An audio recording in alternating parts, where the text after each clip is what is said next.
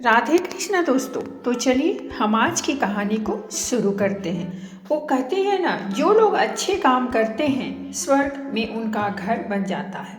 लक्ष्मी नारायण बहुत भोला लड़का था। वह प्रतिदिन रात में सोने से पहले अपनी दादी से कहानी सुनाने को कहता था। दादी उसे नागलोक, पाताल लोक, चंद्रलोक, सूर्यलोक आदि की कहानी सुनाया करती थी। एक दिन दादी ने उसे स्वर्ग का वर्णन सुनाया। स्वर्ग का वर्णन इतना सुंदर था कि उसे सुनकर लक्ष्मी नारायण स्वर्ग देखने के लिए हठ करने लगा। दादी ने उसे बहुत समझाया कि मनुष्य स्वर्ग नहीं देख सकता, किंतु लक्ष्मी नारायण रोने लगा। रोते रोते ही वह सो गया। उसे स्वप्न में दिखाई पड़ा कि एक चमचम चमकते देवता उसके पास खड़े होकर कह रहे थे, बच्चे, स्वर्ग देखने के लिए मूल्य देना पड़ता है। तुम सर्कस देखने जाते हो तो टिकट देते हो ना? स्वर्ग देखने के लिए भी तुम्हें उसी प्रकार रुपये देने पड़ेंगे। स्वप्न में ही लक्ष्मी नारायण सोचने लगा कि मैं दादी से रुपये मांग लूंगा, लेकिन देवता ने कहा, स्वर्ग में तुम्हारे रुपये नहीं चलते, यहाँ तो भलाई और पुण्य कर्मों का रुपया चलता है। अच्छा, तुम यह डिबिया अपने पास रखो। जब तुम कोई अच्छा काम करोगे तो इसमें 1 रुपया आ जाएगा, और जब कोई तुम बुरा काम करोगे तो 1 रुपया इसमें से उड़ जाएगा। जब यह डिबिया भर जाएगी तब तुम स्वर्ग देख सकोगे। जब लक्ष्मी नारायण की नींद टूटी तो उसने अपने सिरहाने सचमुच एक डिबिया देखी। डिबिया लेकर वह बड़ा प्रसन्न हुआ। उस दिन दादी ने उसे 1 पैसा दिया। पैसा लेकर वह घर से निकला। एक रोगी भिखारी उससे पैसा मांगने लगा। लक्ष्मी नारायण भिखारी को बिना पैसे दिए भाग जाना चाहता था। इतने में उसने अपने अध्यापक को सामने से आते देखा। उसके अध्यापक उदार लड़कों की बहुत प्रशंसा किया करते थे। उन्हें देखकर लक्ष्मी नारायण ने भिखारी को पैसा दे दिया। अध्यापक ने उसकी पीठ ठोकी और प्रशंसा की। घर लौटकर लक्ष्मी नारायण ने वह डिबिया खोली, किंतु वह खाली पड़ी थी। इस बात से लक्ष्मी नारायण को बहुत दुख हुआ। वह रोते रोते सो गया। सपने में उसे वही देवता फिर दिखाई पड़े और बोले, तुमने अध्यापक से प्रशंसा पाने के लिए पैसा दिया था, सो प्रशंसा मिल गई। अब रोते क्यों हो? किसी लाभ की आशा से जो अच्छा काम किया जाता है वह तो व्यापार है, वह पुण्य थोड़े ही है। दूसरे दिन लक्ष्मी नारायण को उसकी दादी ने 2 आने पैसे दिए। पैसे लेकर उसने बाजार जाकर 2 संतरे खरीदे।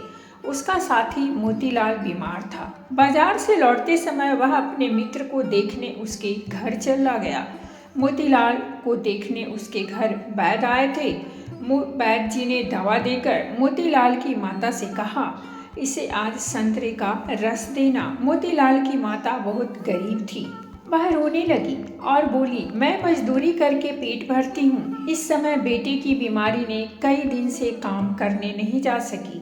मेरे पास संतरे खरीदने के लिए 1 पैसा भी नहीं है। लक्ष्मी नारायण ने अपने दोनों संतरे मोतीलाल की माँ को दिए।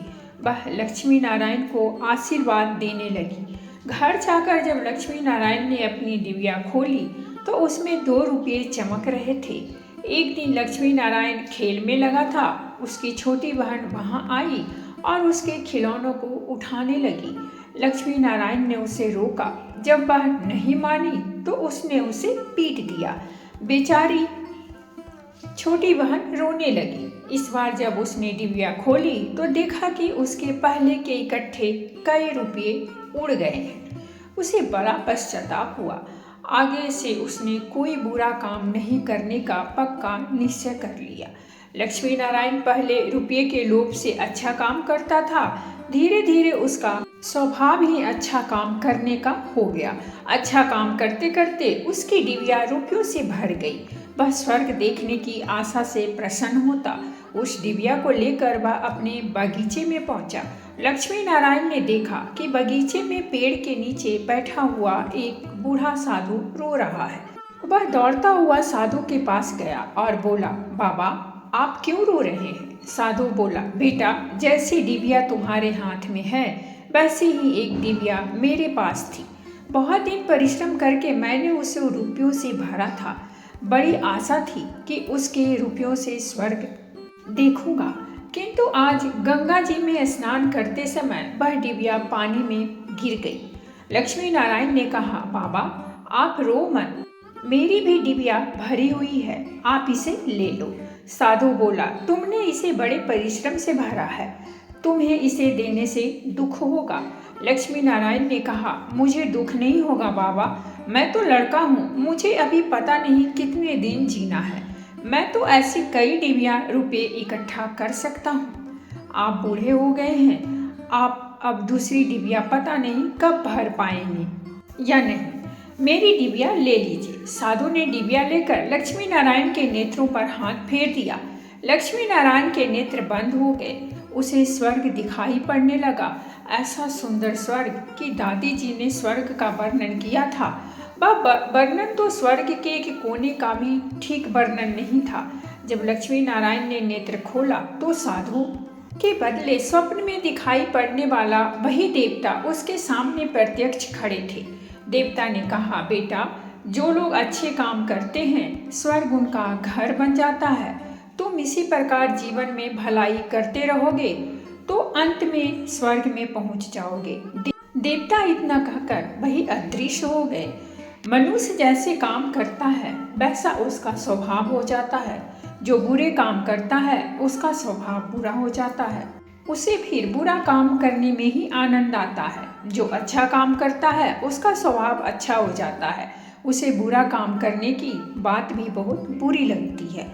तो दोस्तों ये थी हमारी आज की कहानी, और अगर कहानी अच्छी लगी हो तो प्लीज़ हमारे चैनल को सब्सक्राइब कीजिए, वीडियो को लाइक और शेयर जरूर कीजिए। कहानी सुनने के लिए बहुत बहुत धन्यवाद।